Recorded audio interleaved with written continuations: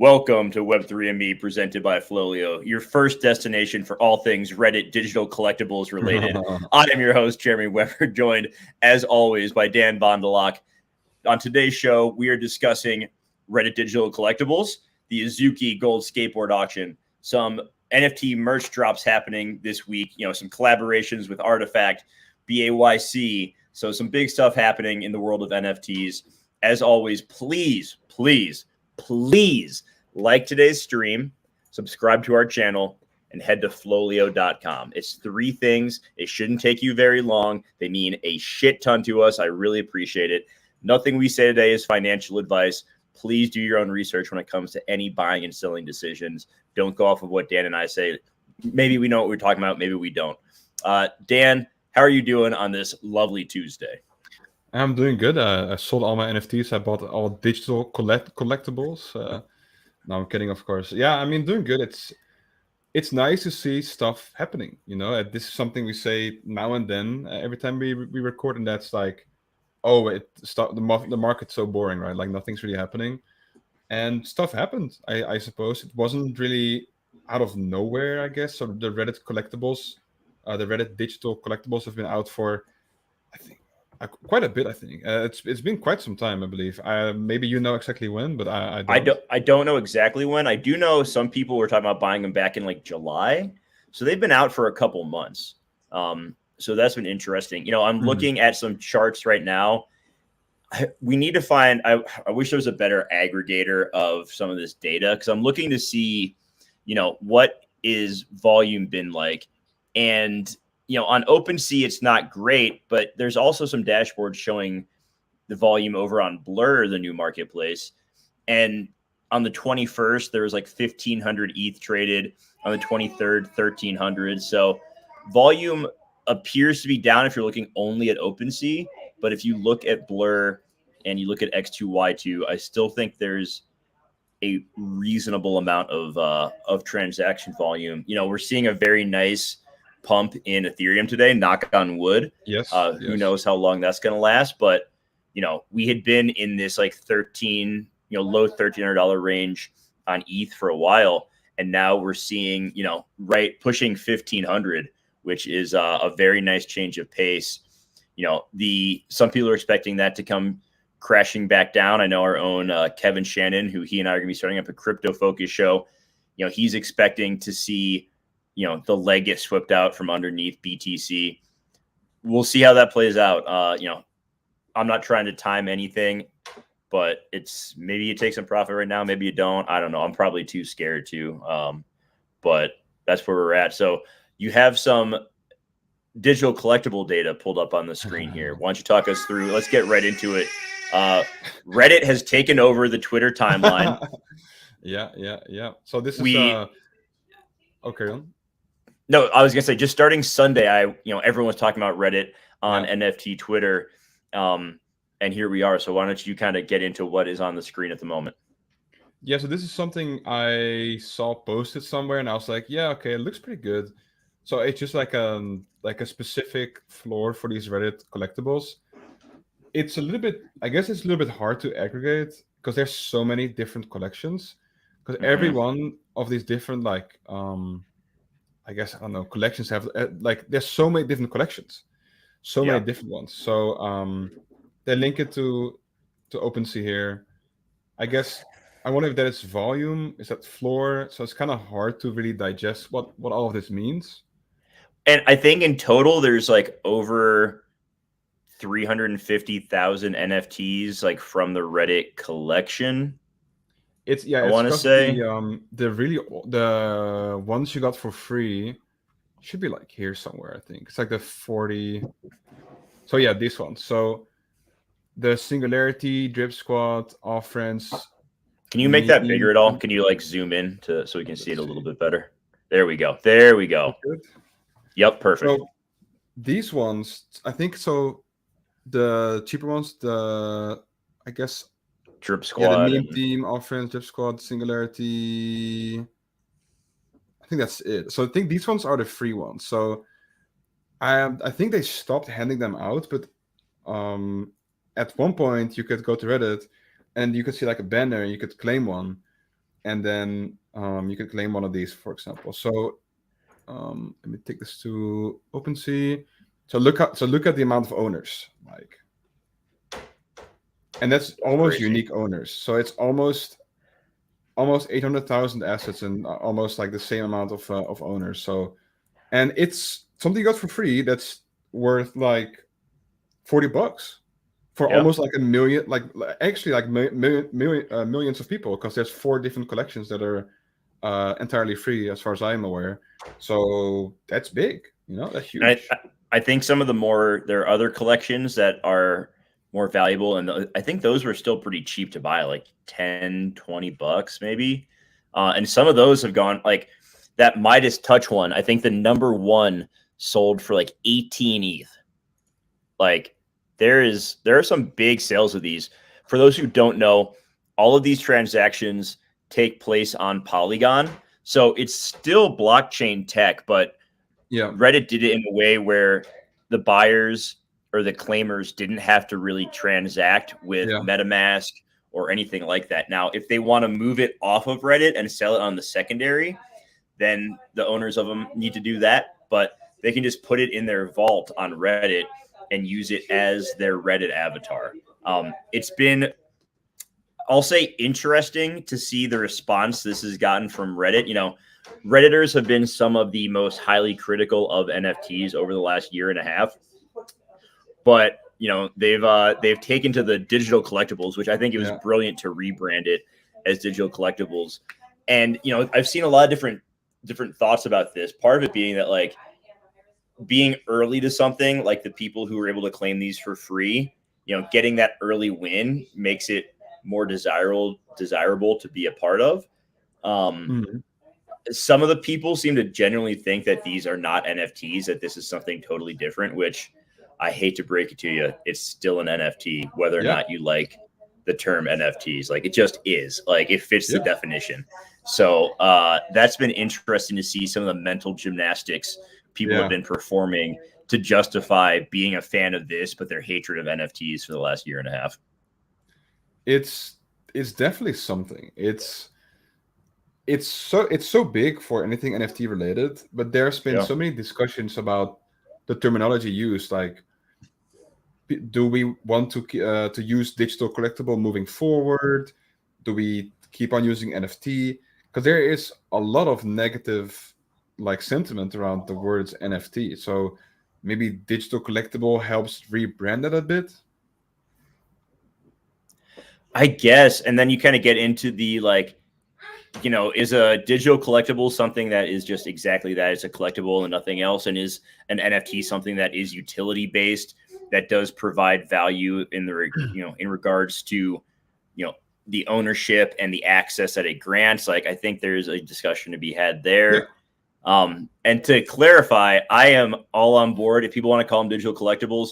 If people from Reddit decide that they want to learn more about NFTs, we welcome you with open arms. I think the days of like Reddit versus Twitter stuff is stupid, and I would love it if we could all just kind of move past that and try to enjoy the digital collectible NFT space together.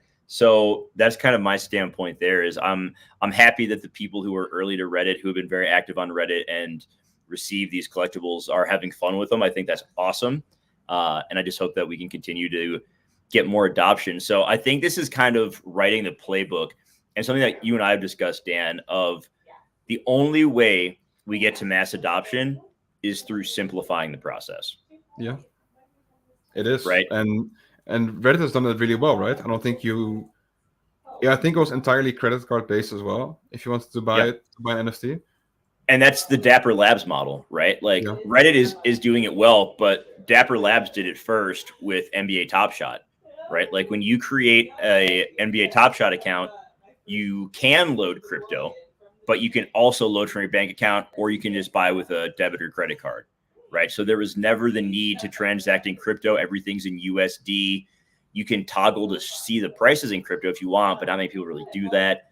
So, I think this playbook that Top Shot started, that Reddit has improved, and we've seen, Polygon is definitely a chain that, it's cheaper to transact on. There's not the stigma that ETH has around the environmental impact of it, even though the environmental impact has been reduced with the merge.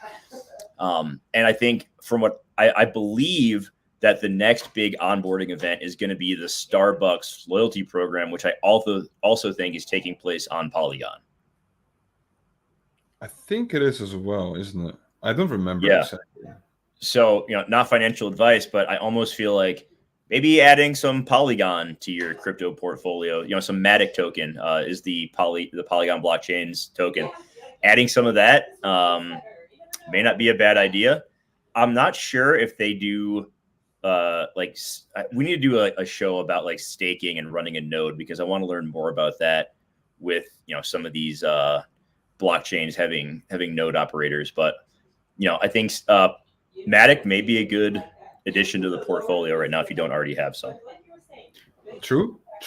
I remember that whenever I needed some Matic to transact, there's these amazing websites that just like give you a little bit of Matic to work with, because it's like you need like less than 1 cent to transact. So you can go to one of these websites and be like, I think it's called a Matic Faucet, like FAUCET. They give you like 1 cent worth of Matic, and you can do whatever you want. So that's it's definitely great to have that low amount of fees. For sure, yeah. The ease of use and not having to have the custodial, concerns about it. Like I get that, the crypto maxis and people who've been around in this space for a long time are all about decentralization, and I understand the importance of it. I get why people are fans of it. At the same time, it's not realistic to think that the vast majority of people want decentralization. Like, most people don't want to worry about a seed phrase. They don't want to worry about setting up a ledger wallet, which is a nightmare to do. Like, there's a lot of reasons that people should be okay with a centralized approach like Reddit is taking, if we want to try to bring in as many people as possible to this, this ecosystem that we've thrown ourselves into. Yeah. I think that when a lot of people originally onboarded, I think the consensus was like, we need to push for decentralization. Like, it was heavy, like 1 year ago, it was everything people talked about, because I guess that was what everything was about, right? Like, it was like, how could it be as decentralized as possible? But yeah, like the more you're busy, the less you don't care less about decentralization. I just think there's just a balance to be had between being centralized and being decentralized. Yeah, like most people are not gonna put the time and effort into managing their stuff from a decentralized standpoint. Like, there's gonna be some level of centralization. That's just how it is. But excited with what Reddit is doing. Another big piece of news over the weekend was the Azuki Gold Skateboard auction. We talked about this on Friday. It started up Friday night. It ended Saturday night, and 8 of these skateboards were sold. The highest one went for, I believe, 306 ETH. I think 7 actually, but I'm unsure. Okay. But I'm unsure. Over 300 ETH. It went to well-known NFT collector Dingaling, who is a huge holder of Apes, Azukis, NBA Top Shot, all sorts of NFTs. I mean, the guy's got maybe the best collection in all of NFTs. It's pretty remarkable, aside from some of the people who have really rare CryptoPunks. But he's got a hell of a collection. The other 7 were all sold in the range of like 220 to 300 ETH. Like 303 was the next highest one. So a shit ton of money raised there.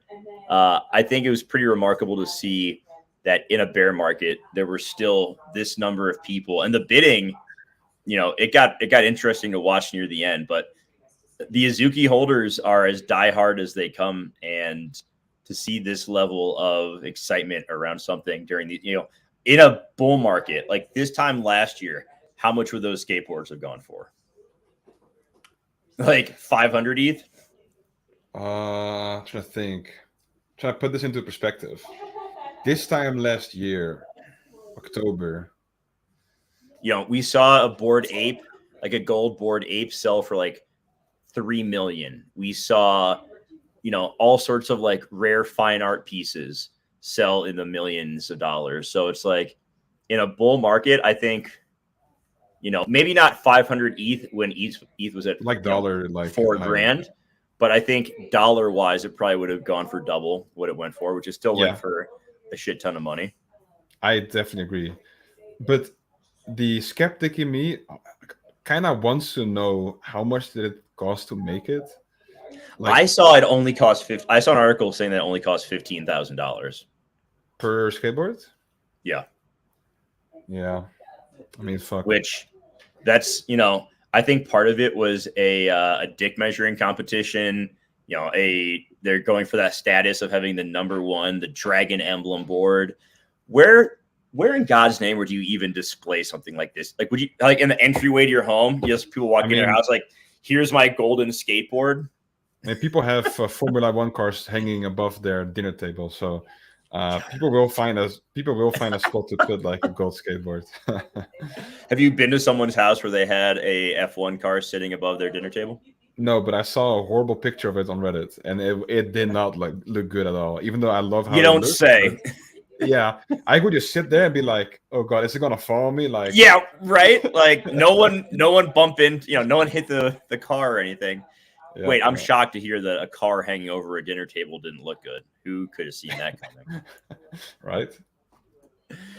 So this was the first of the Azuki physical back tokens. I have to imagine that there'll be more of these in the near future. Hopefully with lower price tags and higher supplies, so that more of the Azuki holders can get involved in it. I have to imagine that there are plenty of people who would buy something that wasn't, $250,000. But interesting to see where they take that. There are a few big collaborations this week.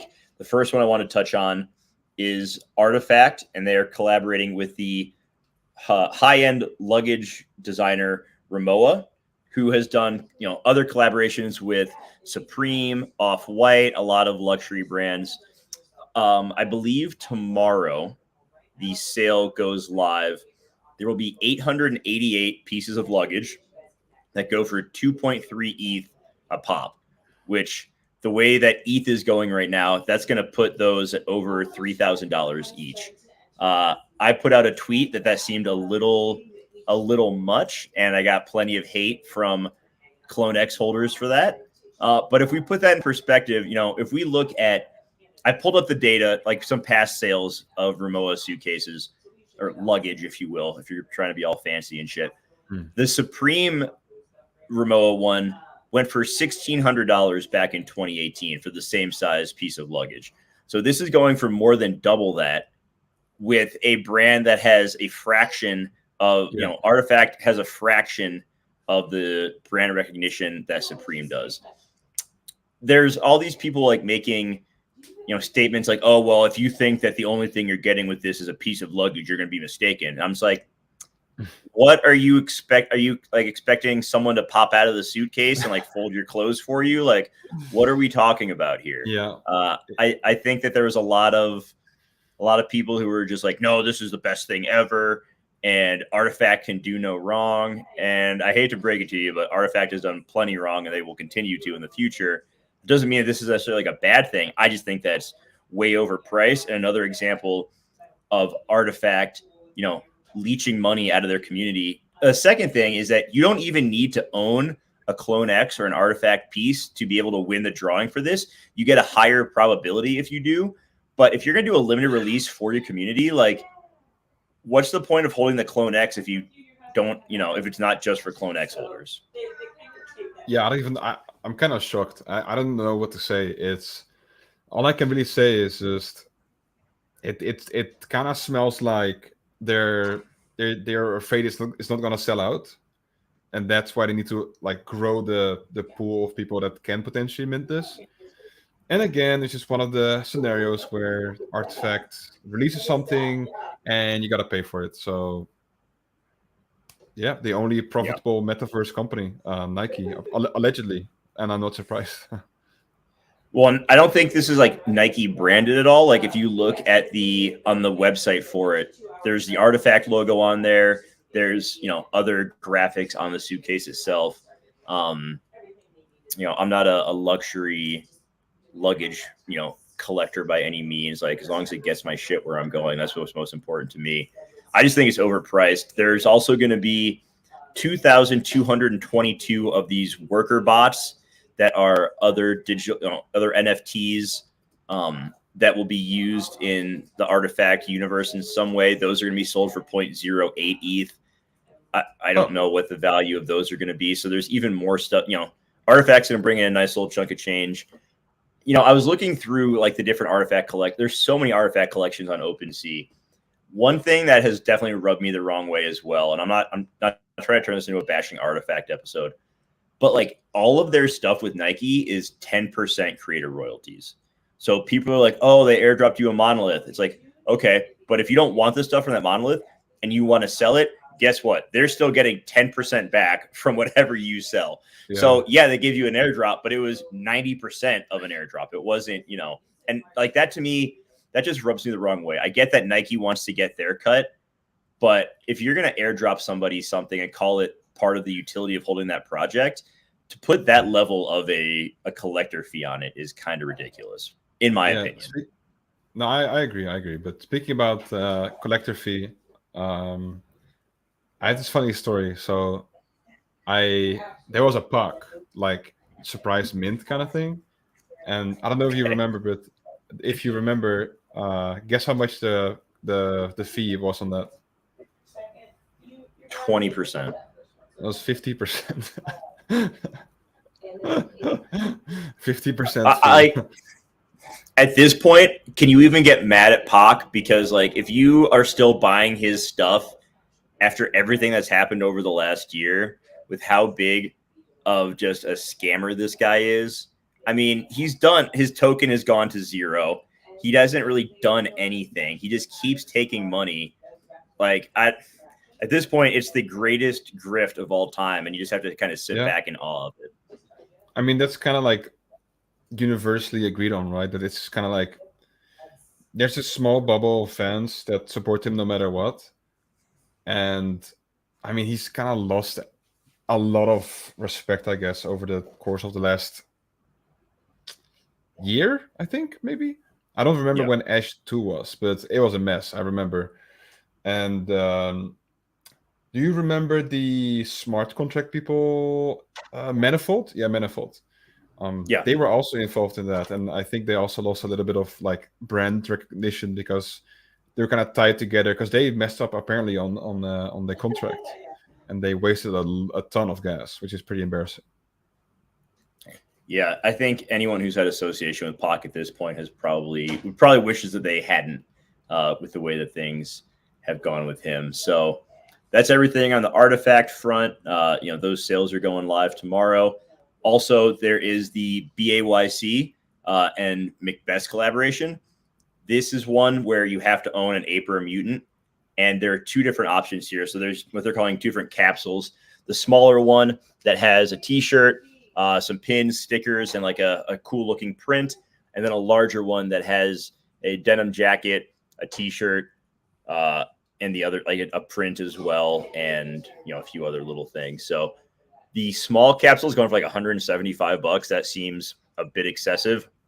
The larger one is $500, which is, I know that's more expensive, but looking at like designer denim jackets, like that doesn't seem quite as outrageous if you take into account, the individual pieces in the collection. So I'll probably go ahead and pick those up tomorrow. It's nice because the sale runs for a week and there's not like a limited number. So anyone with an ape or a mutant has access to buy them. They're kind of doing like a made to order situation. So they'll make as many as there are orders, which is less rare, but whatever. Like if you want to get the merch out there to people, I think the continued practice of a lot of these NFT businesses to get money from their collectors is getting to be a bit much. At the same time, like, if you're a big basketball fan, you still buy jerseys and shirts and hats and stuff. So I don't really know at what point, when you have 15,000 holders, like you're supposed to give every single one of them like a free denim jacket or a free hoodie. It's like, that doesn't really seem reasonable either. So I'm not sure what the best approach to take there is. If it's like you get something free annually, I don't know what the answer is, but I think everyone getting butthurt about that is a bit much. It's hard to please everyone, of course, You're never going to please everyone, right? Like, and this, and the difference here being like, it's payable and you have to pay an ape coin. So if you've been holding ape coins as they airdropped it to you, then you just, like with the last merch drop, you can just toss it in there. So, I think people at this point, I get it. If you bought into BAYC, like after the ape coin drop and you've seen nothing but price go down, I get why you'd be frustrated. But I think for most people who've been around for a while, if they've gotten that ape coin drop, I mean, if they sold it and they have to buy ape coin again, that's on them. Like they probably made a good profit on the ape coin. So like, I don't know, shut up. That's kind of where I'm at with it. Just shut up. Quote by JWeb. Yeah, you know me. You love to see it. So as per usual, I want to hear, because Q4, this is Wolf Game time, baby. And I saw that there was something new with Wolf Game that was just announced. What's happening on November 16th? A good question. I mean, I guess that's all. That's what everyone is wondering. A little bit of explanation. It's they tweeted, "With pleasure, I introduced the first blockchain game night, a cross-community evening of Web3 gaming insights and entertainment hosted by Wolves. Exceptional founders, builders, and connoisseurs of leading games will soon be unveiled as speakers. Mark your calendar."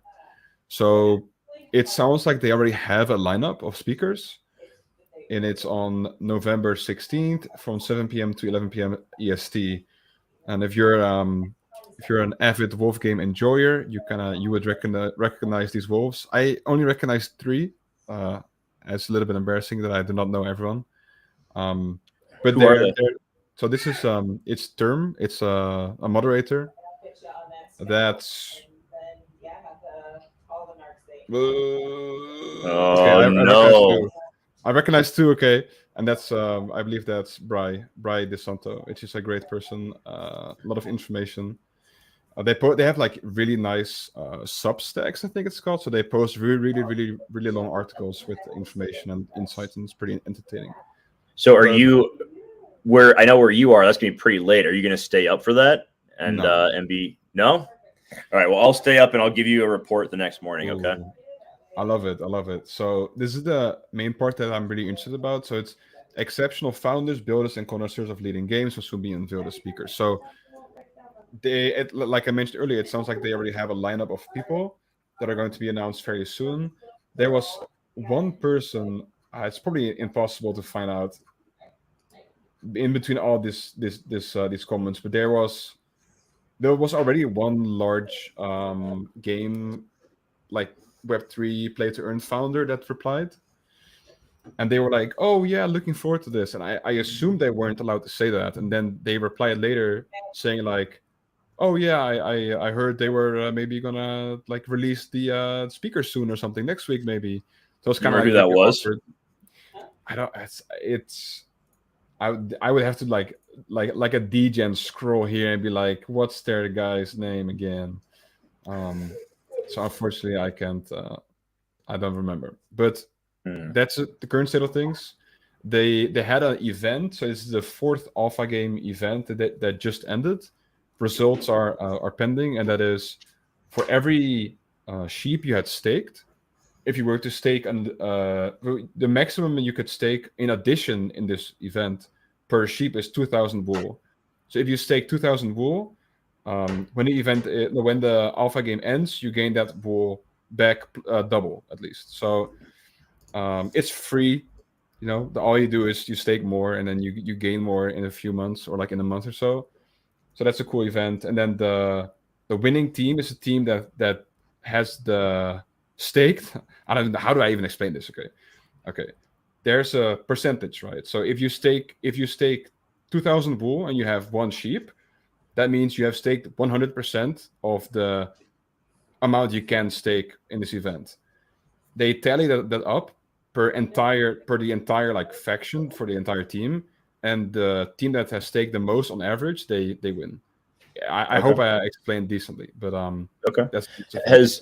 is there any speculation? I mean, there's always speculation on, if they're going to announce at this, event that, when Wolf Game is going to go live, or do people think that's going to be live before November 16th? Like, what's the current sentiment in the community? The speculation is December. So in November something, it might even be November 16th. I think it's the 1-year anniversary. There is, however, some pretty interesting speculation on regards to who the shepherd is recently. And the current leading theory is Gavin Wood, who is the founder of Polkadot. And this is a huge thread by Brucey, and a prominent community figure. And there's some pretty interesting stuff in there. Like, they're talking about because the shepherd leaves breadcrumbs, right? So there's a bunch of things. So one thing we do know, for example, is these things here. Crypto dev is already very successful, an expert on Solidity, and loves game theory and economics. And then, for example, in his bio, they literally talk about economics and game theory and stuff. So there's a bunch more stuff. I won't really cover everything here. It's a lot, but interesting read. Brucey G on Twitter. Some fun stuff, I suppose. Okay, so that's exciting. It's been a while in the making. I have to say, I am very impressed with just the Wolf Game ecosystem and how it just doesn't seem like people really want to sell. They want to see how this plays out. The floor prices of a lot of the Wolf Game assets have been some of the most stable out there, maybe the most stable out there during this bear market. I mean, everything else for a while, Gutter Cat Gang was looking really stable, but their floor has taken a massive hit. Now it's down under 5. With the delay of Gang Token and the poor communication there. So, I mean, Dan, you made another good bet. Kudos to you. I think, it's pretty cool to see how well this has gone. And I hope that the release of the game, meets everyone's expectations. I hope so. I mean, that's the biggest make or break, I think, is it going to be fun, But yeah, speaking about people not really wanting to sell, I mean, it's kind of known, I guess, in some circles that Wolf Game holders are like the most diamond-handed motherfuckers out there, because this is a kind of like a play-to-earn game, right? Mm-hmm. That minted around a year ago, and 1 year later, and there's no game. And for the Generation 0 sheep, there's 0.55% listed. There's 49 listed out of 9,000. People just waiting. So it's very interesting that you can have this amount of trust in a team that hasn't dropped the game yet. There's a lot of stuff they've done over the course of this year, like mini games and technical feats that just have a lot of people impressed. So it's very interesting to see all this development. Yeah, for sure. I think that about covers it for today. Continuing to keep an eye on all the Reddit shenanigans, seeing the floor pull back a little bit. I think if you're buying into that now at these prices, my take is that it's probably a mistake just with how big the supply is. And, we're still a long ways away from Reddit as a whole. I mean, it's still a small number of people on Reddit who have a wallet and who have these NFTs. So I think they've done a great job. They've exceeded what everyone was expecting. But paying, a quarter of an ETH or more for some of these things may look back and regret that. But hey, yeah. I've been wrong before. I'll be wrong again. But JWeb, do you think that Twitter is looking at Reddit and then they're like, I mean, that looks pretty good, Like, do you think they might maybe approach like a Twitter native NFT? I could see it. As from what I understand, Reddit is still working on a marketplace that is native to the Reddit site, which I think would go a long way. If we took the Top Shop model of, the cheap transaction fees that they have on Flow versus like what Reddit could have with Polygon, that makes the most sense. Like, I'm kind of surprised they didn't launch their marketplace when they launched the NFTs, because that's a revenue stream right there. Like, keep the Reddit people on your page, have, you don't want to have someone else getting the marketplace fee. Like you take that fee and add it to your balance sheet. Like I'm kind of surprised that they didn't build that functionality out first and then launch it. But either way, I think it's coming eventually. You know, with Elon allegedly, from what he said, and that changes every day, taking over Twitter like officially this Friday, I believe. He doesn't seem like a big NFT guy. So I saw the reports that Twitter is looking at crypto functionality, but I have a hard time seeing NFTs being further integrated into Twitter anytime soon. Yeah, I think I agree. I think that, I mean, they might be happy with what they got currently. But yeah, speaking about the Reddit marketplace that might come soon or eventually, the current daily volume on these Reddit NFTs is around $2 million per day. That's a lot of percent that they're missing out on, at least over the course of the last 2 days. Before that, it was around $150,000 per day, which is still pretty good. But yeah, they're missing out on a lot of money. Yeah, for sure. And I think that they're going to try to remedy that as quickly as possible. Yeah. All right. I think that's going to do it. We'll be back on Friday recapping the news of the week. We're going to start doing a Twitter Spaces show as well. So if you don't follow us on Twitter, at Dan Laak, DANLAAQ, I'm at JWeb777, and you can follow at FLOLiO _ to keep up with everything that we have going on Twitter. So for Dan, for the rest of the team at FLOLiO, I am Jeremy. Have a great day, everybody. We will see you next time. Bye-bye.